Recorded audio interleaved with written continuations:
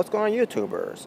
It's the Natural Born Thriller, and welcome everyone to Impact Wrestling Review, the show from July 7th, 2019, and this was Impact Slammiversary XVII that took place at Dallas, Texas, at the venue of the Gilsley Dallas, I think that's what it's called. Gilsley Dallas, basically. I'm assuming that's what it's called. Under the promotion of Impact Wrestling, with the attendance of basically what I'm reading here, 1,000 fans in attendance, and the crowds were crazy. By the way, they were going loud, they were nuts. It was just they were just going crazy in this venue. I mean, for this show. So, well, I'm about to get to the show here. The opening show was obviously an introduction what pertains to Slammiversary XVII. And basically, it showcased, from TNA, well, at the time where it was NWA, TNA, and then TNA, and they showed guys like AJ Styles, Samoa Joe, Christopher Daniels, basically showing the old school of what TNA used to be, and now we got new schools of TNA, which is Impact Wrestling now. To showcase what's going on now. They will showcase what happened then, and then showcase what's going on now. And right for the jump, we start going to Impact Wrestling presents Slammiversary, and also I hear the ring announcer. I meant to say, I was going to say commentators, but ring announcer, telling everyone to get up and get loud and everything. That was a mistake there. That was a botch. For those who was watching, we were not supposed to hear that part. But someone from the productions didn't do a good job at that. So not gonna blame the ring announcer for that. I got blame the people from the back for making that mistake. But nevertheless, the show. I'll let you know how about the show. The entirety of it once we get to everything happening on the show. I gotta say one thing pertains to the ring announcer. Now, I don't know who the ring announcer was, but that ring announcer sucked. The way he announces the names for the wrestlers, I mean, some couple of them was fine, but the rest of it was all trash. It was not that good. That ring announcer did not do a good job. It's like he was just trying to get through the names and just get it over with. That's not the type of attitude that a ring announcer should be having when it pertains to announcing, basically doing the introductions for wrestlers, and also when it pertains to announcing the winners too as well. So that was a poor job from that ring announcer. Whoever that was, I'll sure like to know who that was. Like, bury that ring announcer even more, because he sucked. But anyways, the opening match. It was scheduled for TJP to have an exhibition open challenge, but instead of that, they decided to go with a four-way match instead. So it's TJP versus Jay Christ versus Willie Mack versus Trey, and match lasted 10 minutes. Match itself was pretty damn good. To start for Slammiversary, I thought it was good. In the end, Willie Mack getting the win. When you pin Jay Chris with the 6-star frog splash. That's what they're calling it, the 6-star frog splash, for the win. But TJP was doing some crazy innovative moves, with potential to him being a technician. A technician. A lot of these guys were flying around in the ring too as well, like Trey Miguel, or Trey. He's called by Trey, but still. Jay Chris was doing crazy moves too and all. It was just spot to spot, flying move after flying move, and just nothing but very impactful moves for all four of them, and all four did a good job. But in the end, Willie Mack gets the win over Jay Chris after the one for the 6-star frog splash, and that was the opening show of the match for Slammiversary. Now I try to remember if there was a promo that was cut before we get to the next match. Yes, it was. So they show footage that happened with the North winning the Impact World Tag Team Championships a couple days ago during that time against LAX on Bash of the Brewery. Bash of the Brewery, I meant to say. And then we get a backstage interview from Mr. Santos about fans, and everyone was surprised that the North won. And then also Ethan Page cuts off Melissa Santos saying, "Surprise? You're surprised? Like you shouldn't be surprised because they told the world, everyone that were listening, that the North are the best tag team in the world, and they proved it." And then Josh Alexander, he said something. I'm trying to remember what he said. I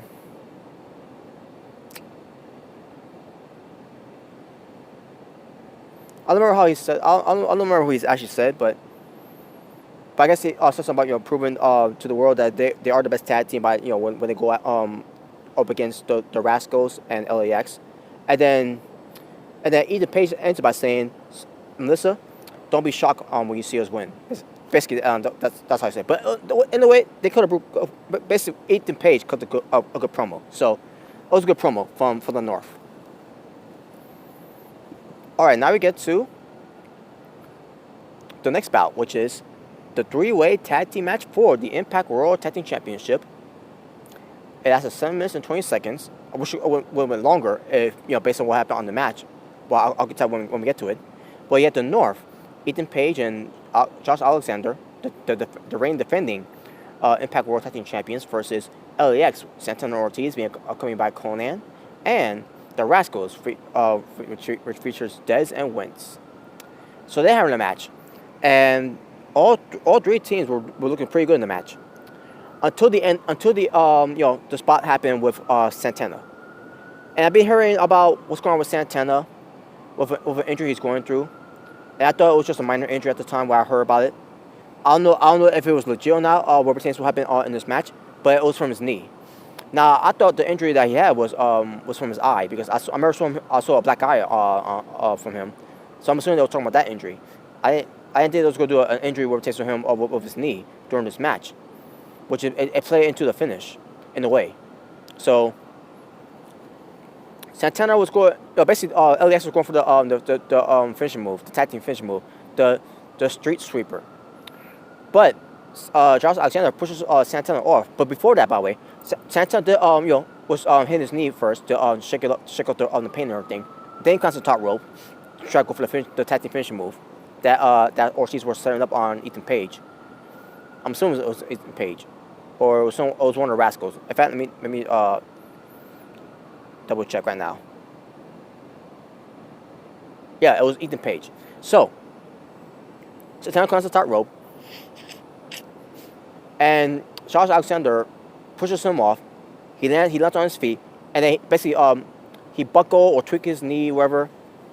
He went down after that, in the ring, outside the ring. Conan checks up on him, and he's like, get him medic, heal the X up and everything. So we get officials coming down, and then we got Dr. Ariel. So right there tells me right there that he's not really hurt.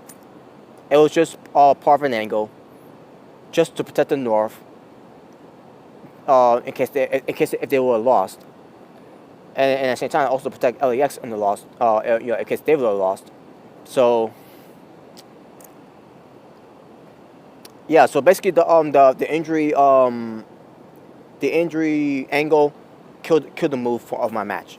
Killed my mood for this match. I meant to say. That's what I meant to say.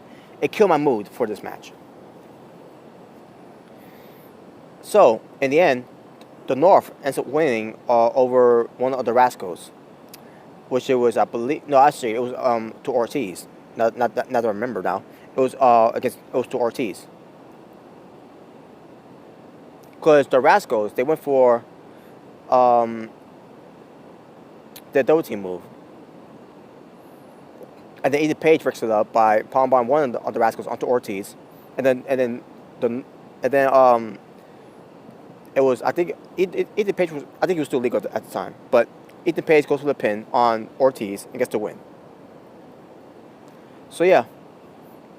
The North ends up retaining, which this match could have been a great match if they had it under that injury angle. So after the match, Santana was being helped up by Ortiz, and the Rascals check up to see if he's okay too. Right there, kind of told me as well that this was all part of the work. It was an angle. Now I don't know if Now here's the thing. I don't know on the true update of Santana yet, but we'll find out pretty soon. But I think this was a part of an angle, which kind of sucks. It killed my mood of this match because I was enjoying this match. As soon as I saw Dr. Uriel out there, that doctor out there, I knew right there that it had to be a work. Then we get to Sami Callihan, I say, excuse me. Sami Callihan cut a promo to Tessa Blanchard, represents to crashing his party, and it talks about how you want to treat equal. He's got to treat you equal and everything. Once it gets to that in that ring, and he says it's going to be this match between Tessa Blanchard and Sami Callihan, and intergender match that they're going to be having. It's going to be in the main event, and I'm like, really? So the world title match is not going to be in the main event then. So basically, it's going to be the co-main event, and and based on what they did, I agree with that statement. I agree with the placement of that after that. So we'll get to that later. Now we get to Killer Kross versus Eddie Edwards in the first blood match. That's at 11 minutes and 30 seconds. Killer Kross has a face paint on his forehead. Face paint. Obviously, face paint. Looking like he's basically he's wearing face paint. He's got on a leather jacket. He's got his leather dress coat. He's wearing the a collar shirt, a black collar shirt. Well, except it has no collar on it. But he basically he's looking like a priest basically, but a demon priest in a way. But I loved it. I thought it was pretty cool. And then we get Edwards coming out, and the match began, and they were going nuts for each other in this match, with tape, with chairs involved. There was no tables, by the way. I'm assuming there was no tables in this match, because there was a table in another match. I'll get to that later. But I don't think there was no tables in this match. As I see right now, yeah, there was no tables. It was only chairs involved, and a killing stick was involved too. Obviously, Kenny. But basically, there was a lot of cool 6 spots in the match as well, where pertains to Killer Kross and Eddie Edwards. And in the end, so Eddie Edwards gets the killing stick. Instead of hitting Killer Kross with a killing stick, he decides to break the killing stick in half. Basically, he first says, "I'm sorry, Kenny," and he breaks it. He breaks Kenny in half, and then he took the broken parts of the killing stick, and then starts jamming into his throat. Basically, make him bleed even more. Make it look like he's going to bleed from his mouth instead. And that's what happened. So Killer Kross bleeds from his mouth. So he loses the match, and Edwards wins. Well, it's kind of predictable. If I would have done the preview, I would have predicted Eddie Edwards to win anyways, because the whole situation with Killer Kross and Scarborough. Yeah. So that's the reason for it. I think Killer Kross is gonna be gone after this, folks. I think Killer Kross is gone. I think they decided to just release him from his contract because he didn't want to be where he just want to be there based on what pertains to the agreement that he didn't agree with or whatever from his contract at the time. At the time when he first signed it. So what pertains to the terms of it, but there you go. Edwards wins the match, and I will see where Edwards goes, where he goes next for his next feud, as this crazy character of his, Tessa Blanchard, she shows up, and she's been asked by Flinders, the reporter, about tonight's match, and then Tessa Blanchard did not want to say anything. Instead, she shows anger and shoves him into the wall, and walks away. because she's in no mood to talk. She means business. She means personal business in a way, what pertains to Sami Callihan. So I loved it, and we'll get to that main event later. Melissa Santos is interviewing Rob Van Dam.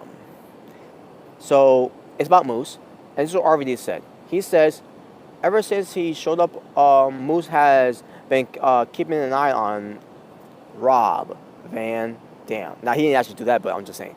Basically, Moose kept his eye on RVD in a way. And says that Moose is old school, but simply call him out. But he's going to say Moose, the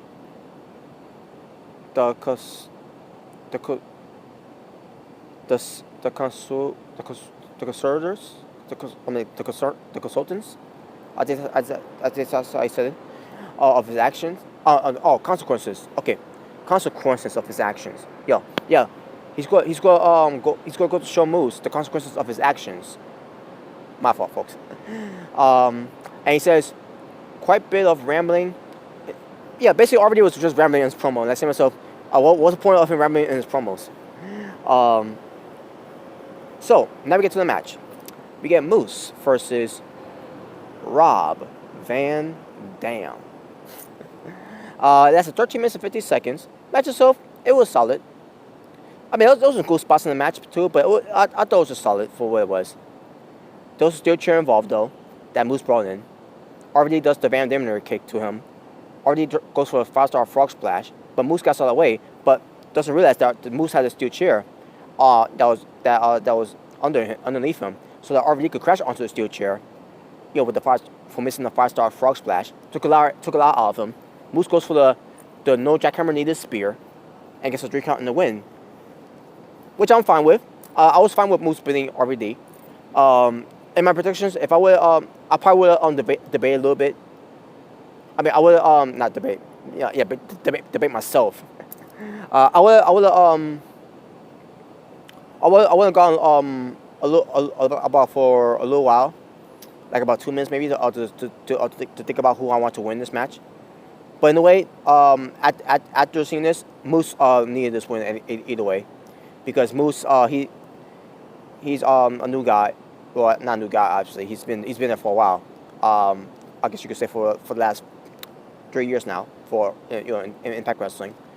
So he needed to win basically more than RVD needed to win, because RVD he's done it all. RVD he should be putting someone like Moose over. So it's good that he did that. So I was fine with Moose going over here. But yeah, it was a solid match though. Match itself was solid. Do I think it could have been better? Yeah, it could have been better. But there was still some good spots in the match, so I did enjoy the match in a way, and I thought the right guy went over. So that's all I gotta say for that. There you go. One moment. There you go. Sorry, folks. Melissa Santos, she interviews Taya Valkyrie, the Impact Knockouts champion. So as she's about to talk about Taya Valkyrie going into Monsters Ball, Taya Valkyrie takes the microphone away from Melissa Santos and tells her to get out of here. And she says to you said don't you have a way to plan and all that? And it's like, and then she said to her, thanks for the invitation. Melissa got lost in the mail. And then she starts talking about Monsters Ball that she's gonna be in against what pertains to Rosemary, Jessica Havoc, and Su Yung. And she says that she don't understand why she's involved in the match, but she says nevertheless she's gonna walk out still the Impact Knockouts champion. So now we get to the match. It's a Monsters Ball match,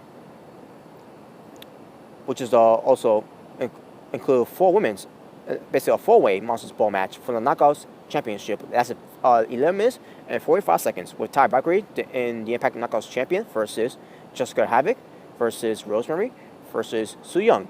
And you also have Father James Mitchell at ringside for Havoc and Su.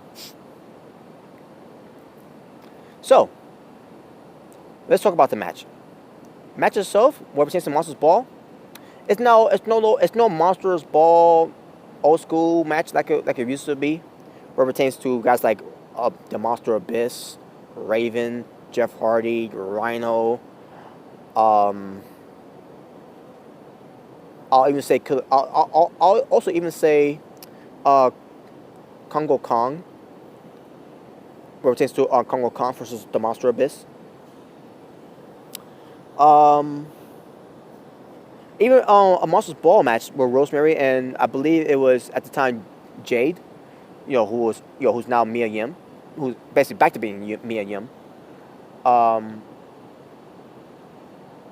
I think they had a Monsters Ball match before. I could be wrong, but I could be thinking about someone else. But I'm pretty sure it was Rosemary and Jade at the time. But yeah, the match itself, the Monsters Ball match, it started off a little rough at first, but it started picking up as they started putting more weapons involved. So, the weapons that were involved was a staple gun that Ty Valkyrie used on Su Yung to staple her on the back and then staple her forehead with a picture of Ty Valkyrie that she got in her cleavage, and she put a staple on Su Yung, but then it came off. I thought that was nice. There was a trash can involved with Rosemary hitting, basically launching the garbage can to Jessica Havoc. Yeah, steel chairs involved too as well, where it pertains to Rosemary and Su Yung, chair sword fight, whatever.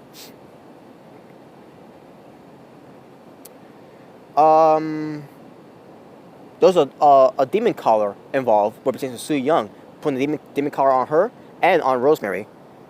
And they start fighting with steel chairs.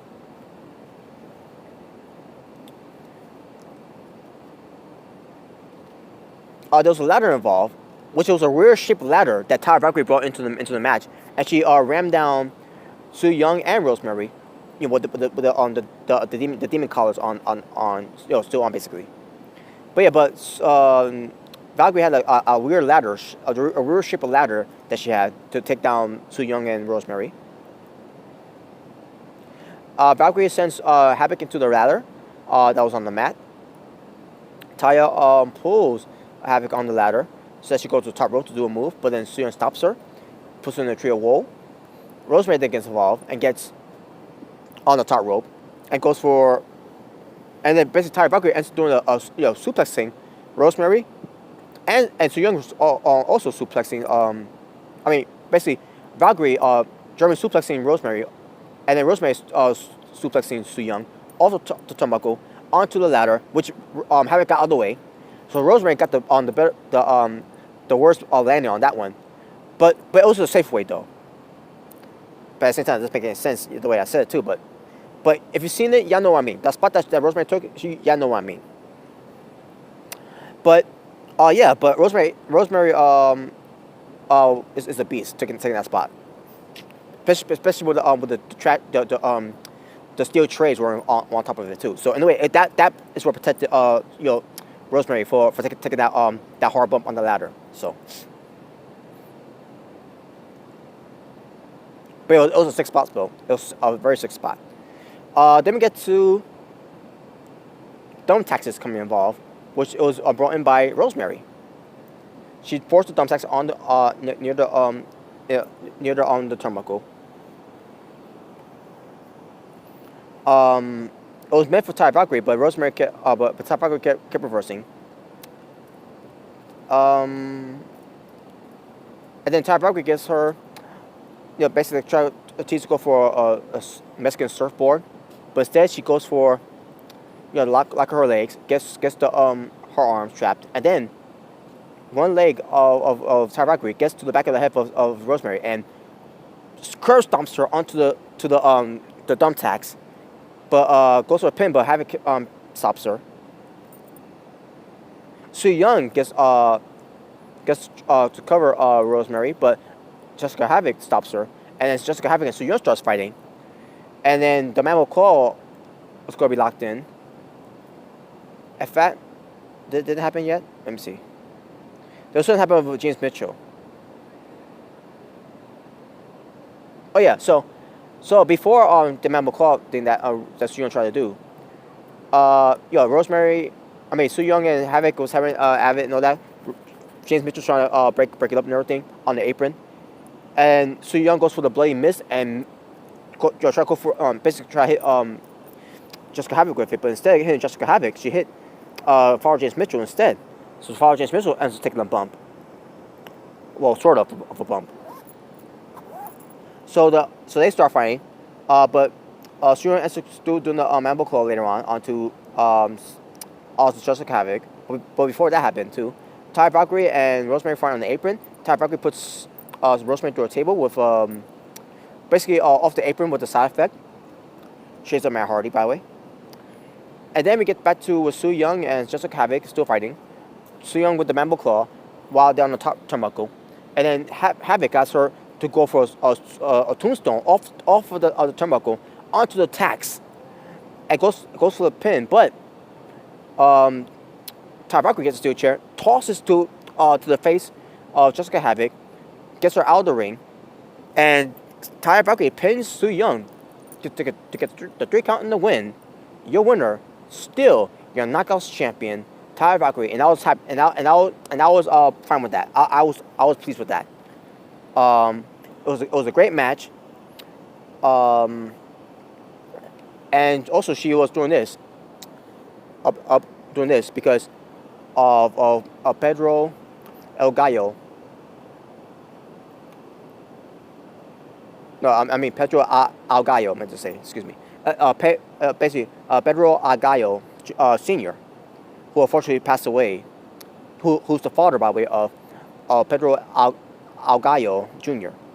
So, which both of them are unfortunately gone too. Basically, Pedro Al Gallo Jr., who unfortunately died back in 2015, by getting killed in the ring, which was an accident, a freak accident that happened, and then this year, I think it was last week. Pedro Al Gallo Sr., who unfortunately passed away too. So, a father and a son that is not gone from the wrestling business. So rest in peace to both of the father and son, Pedro Al Gallo. But yeah, but Ty Valkyrie did that for not only for Al Gallo Jr., but for Al Gallo Sr.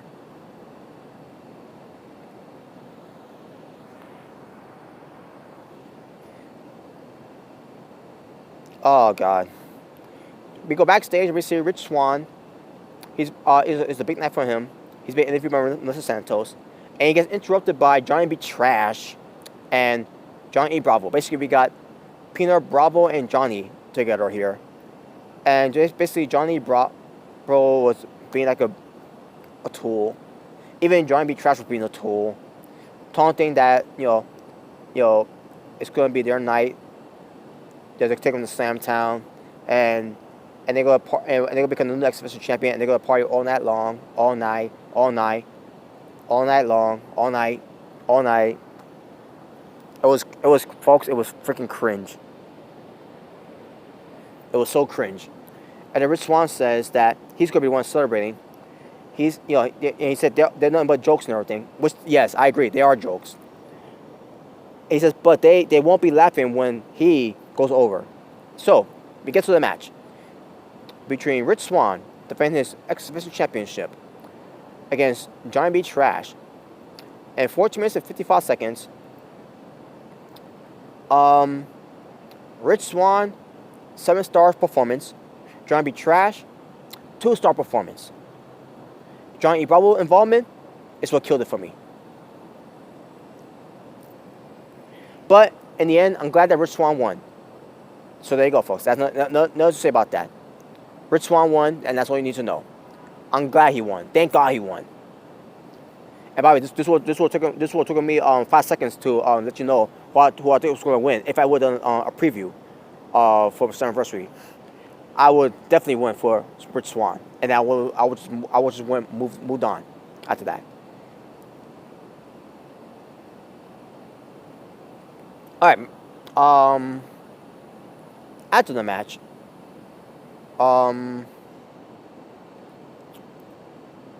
let's see, where is it?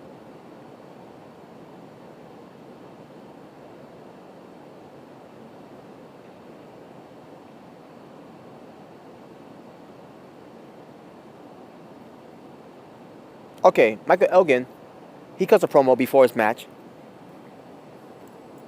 Now I don't remember if it was before his match or was during someone else at someone else's matches. But he says he doesn't understand why fans are hating him because he tells the truth and everything. Represents fans booing him and everything, and because he sends people to hospitals and all that, and he's a man of his word.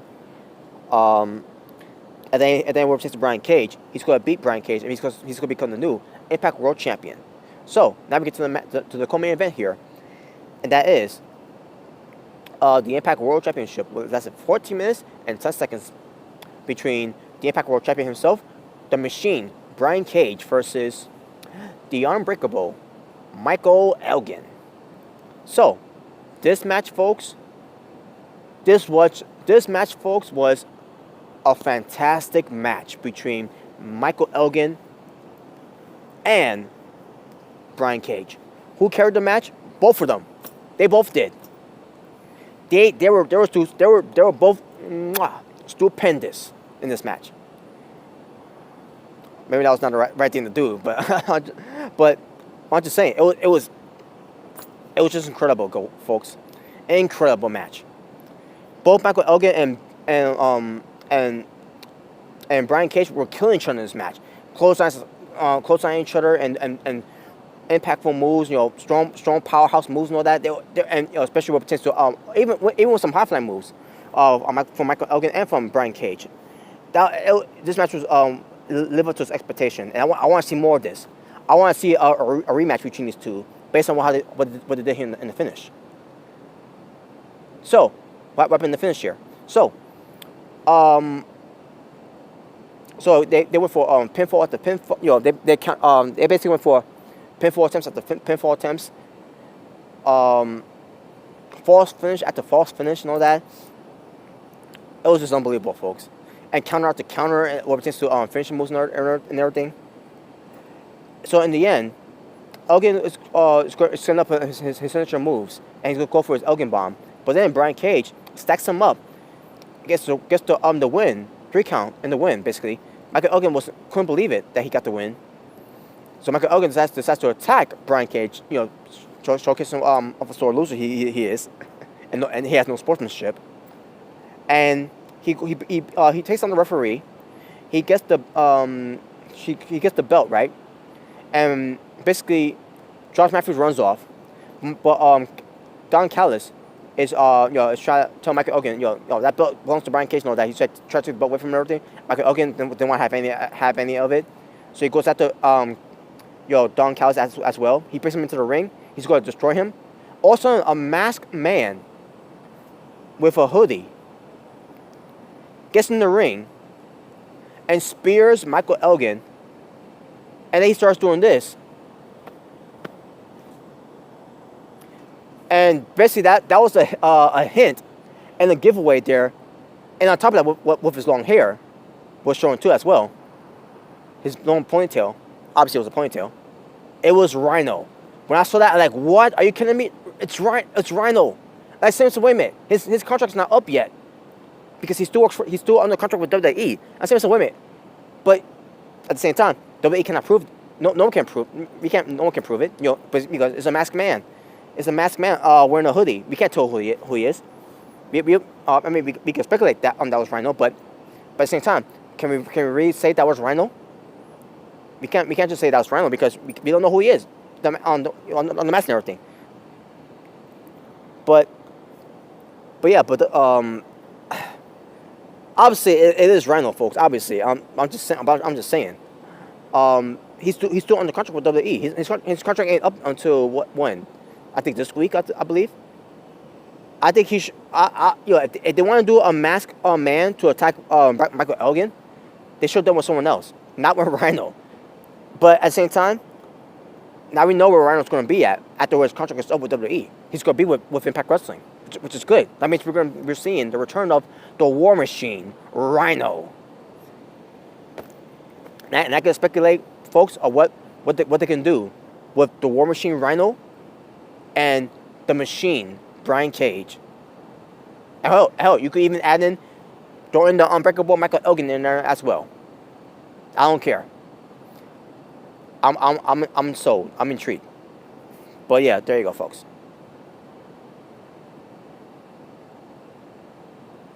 But yeah, great main event, co-main event match, I meant to say. All right, but now we get to the main event that ended the show, and that is the intergender match between Sami Callihan versus Tessa Blanchard. 15 minutes it lasted. Tessa Blanchard, she had all gold, and she had a gold baseball bat, and also Sami Callihan has a baseball bat too. So we knew that the bat, we all knew that the baseball bat was going to come into play as well. So the baseball bat got involved in later on in the match, but I'll get to that later. But the match itself, this match was incredible, folks. Tessa Blanchard showed that she could take any punishment, she could take any beating, she could take any anything that Sami Callihan throws at her, and that's exactly what she proved to Sami Callihan, that she can hang and she can get in the ring with a man like a Sami Callihan. She can go the distance with a man in the ring. Tessa Blanchard was killing it in this match. Sami Callihan was also killing it in this match. They were all fighting outside the ring. They were fighting on the ramp. They were fighting on, I think on the stage at one point. They were fighting outside the ring. I think I already said that, but still. But this was an all-out war between Tessa Blanchard and Sami Callihan. And then the baseball bat got into play. I think this is where a referee bump happened in the match. I'm assuming.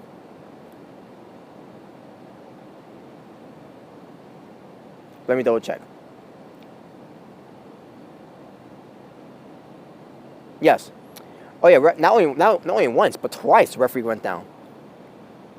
So Tessa Blanchard went for a low blow to Sami Callihan, and then she wants to get the baseball bat because she wants to give Sami Callihan a low blow because Sami Callihan had a baseball bat, and he's gonna hit her with a baseball bat, and then she defended herself by giving him a low blow. And also, she also spit in his face too. By the way, I should mention that before the low blow, she spit in his face first, and then when Sami Callihan was going to hit her with a baseball bat, and then the low blow, and then she grabs the baseball bat. Her baseball bat, and says motherfucker. She literally said motherfucker, and they didn't even bleep it. They let the word fucker, because obviously it's a pay-per-view, so the word motherfucker came out of Tessa Blanchard's mouth, and she hits Sami Callihan with the baseball bat. She goes for the magnum off the top rope or second rope, I'll try to remember. Goes for a cover, but kind of kicks out.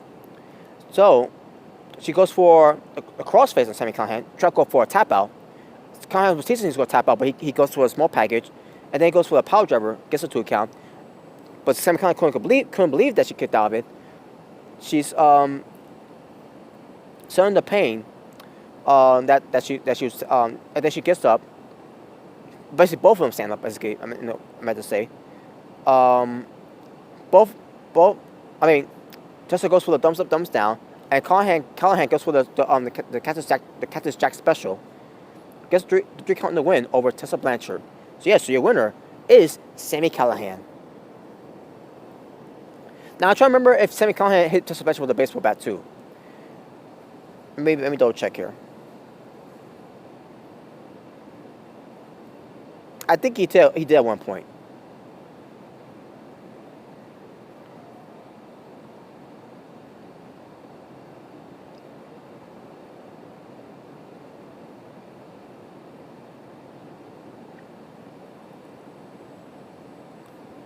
Nope, guess not. I guess he tried. Yeah, like I said, he tried to hit with a baseball bat before, but one point they missed, or because it was a collision, or not a collision. There was like a stalemate in a way, with a baseball bat.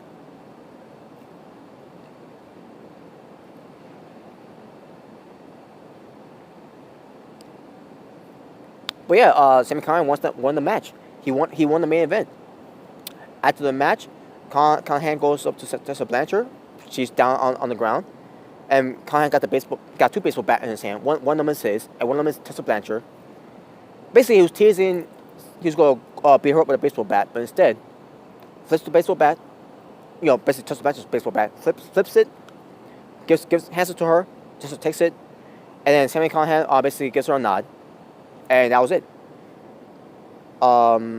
Basically showing some respect. Something that Sami Callihan never does after the match where he takes his opponents, because he doesn't give a fuck about his opponents. But for Tessa Blanchard, he put her over by saying, by just giving her the baseball bat and nod at her. You belong. Basically saying that she belongs and you got what it takes. Basically Sami Callihan earned.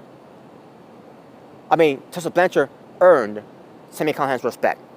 That's basically what it was. It was kind of like an Undertaker vibe. When it pertains to Undertaker being the heel and Jeff Hardy, babyface back in 2002, Undertaker was being big evil, being evil, all that, heel. And he's beating up on Jeff Hardy after the match they had against Jeff Hardy, and then Jeff Hardy's still talking like he's still standing and everything. Undertaker goes go beat him up more, and he's like, you know what? He's like, no, I'm putting you over, man. You. Like he puts basically he earned basically saying that Undertaker saying that Jeff Hardy earned his respect. Same thing here. Tessa Blanchard has earned Sami Callihan's respect. Now that doesn't mean that Sami Callihan's gonna be a babyface. He's still a heel, obviously. OVE is still a heel, so don't get it twisted there. But yeah, there you go. That was the end of the show. And the crowds were cheering for Tessa Blanchard, by the way. Tessa Blanchard. And no disrespect to Becky Lynch, but Tessa Blanchard is the one who's more relevant as a female wrestler than Becky Lynch is right now. Just saying. And like I said, no offense to Becky Lynch. No offense to her, but Tessa Blanchard is getting it done. Because unlike the man Becky Lynch, Tessa Blanchard is in the ring wrestling against men. Not only in Impact Wrestling, but also outside of Impact Wrestling too. So there you go. Whew. There you go, folks. That was Slammiversary. That was Slammiversary 17, meant to say. So this is the part where now I go to the highlights of the night for what represents the pay-per-views. So give me a moment, folks. Maybe find the notepad here.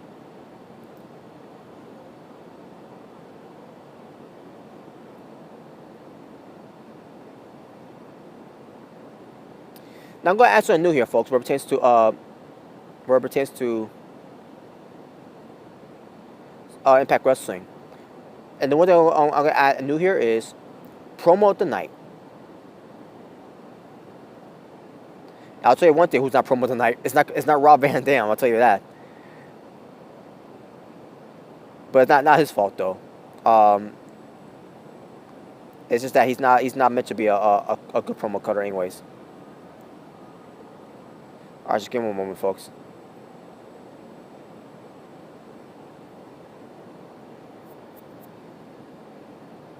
Alright, here we go. Swerve of the night. Swerve of the night, I gotta go.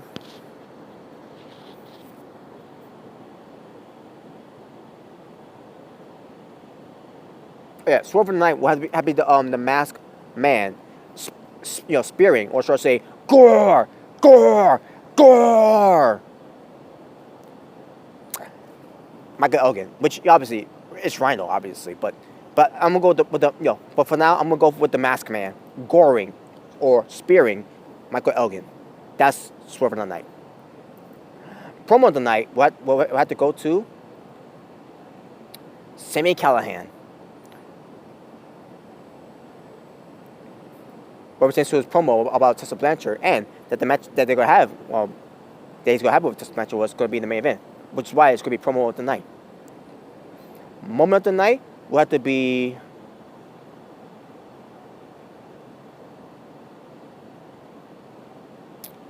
Moment of the night. Moment of the night.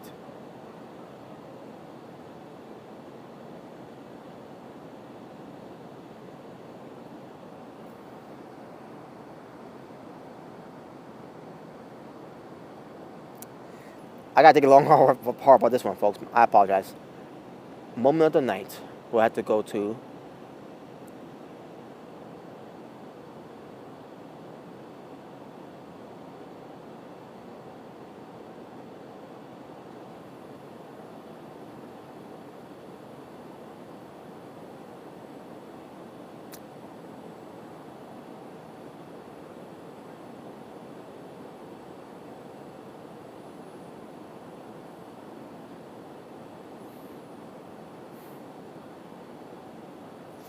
It's hard. It's hard, folks, for me to go for moment of the night here. It's never that hard for me to do moment of the night, but I guess it is now. But I don't know what to go with.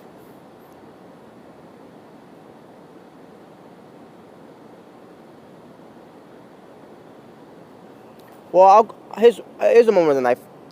Rich Swann, end up still retaining the Exhibition Championship against Johnny B. Trash. There you go. That's my moment of the night. Just anything that involves me not liking Johnny B. Trash, but not on a personal level though. Entrance of the night, I'm gonna go with Tessa Blanchard wearing all gold, which pertains to her vest, her ring attire, her sunglasses, and the gold baseball bat. So yeah, that's gonna be entrance of the night for Tessa Blanchard. I thought about Killer Kross. He's up there, second, but I'm gonna go with Tessa Blanchard because I thought that was pretty cool. Move of the night, I'm gonna go with Rich Swann's Jay Leto's lethal injection, which I'm gonna call it the Jay Leto special. Basically, it's the handspring into a cutter. That's the lethal injection shades of Jay Leto, obviously. But I'm gonna call it the Jay Leto special. That's gonna be move of the night. Now, not only he did it once, but twice. He did picture perfect too and all, and obviously with Johnny B. Trash, feeding into it very good too as well.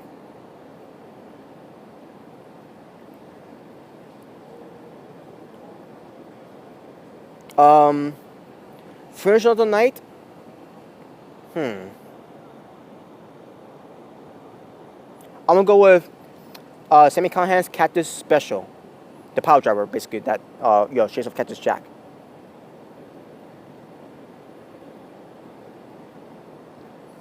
But yeah, there you go. Sami Callihan's move of the night is the Cactus. I mean, the finish of the night. Excuse me. The finish of the night is the Cactus Special. So there you go. Performance of the night. This is gonna be a tough one. Performance of the night. Rich Swann. There you go. In fact, I'm gonna go with Tessa Blanchard. Yeah, I'm gonna go with Tessa Blanchard as performance of the night. She performed very well against Sami Callihan in that match. So that's gonna be performance of the night. And finally, match of the night. I'm gonna go with the Impact World Championship between Brian Cage and Michael Elgin. That's match of the night. And my overall rating for the show for Slammiversary for Impact Wrestling, Slammiversary 17, the show from July 7th, 2019, I'm going to go 9.5 out of 10. This show was fan-fucking-tastic, and I loved it. Another Slammiversary show hit a home run, just like last year. And with that being said, folks, thank you all for watching. For It's the Natural Born Driller, saying peace on the streets. For this is your Impact Wrestling review, where it pertains to Impact Slammiversary 17. Take care, folks.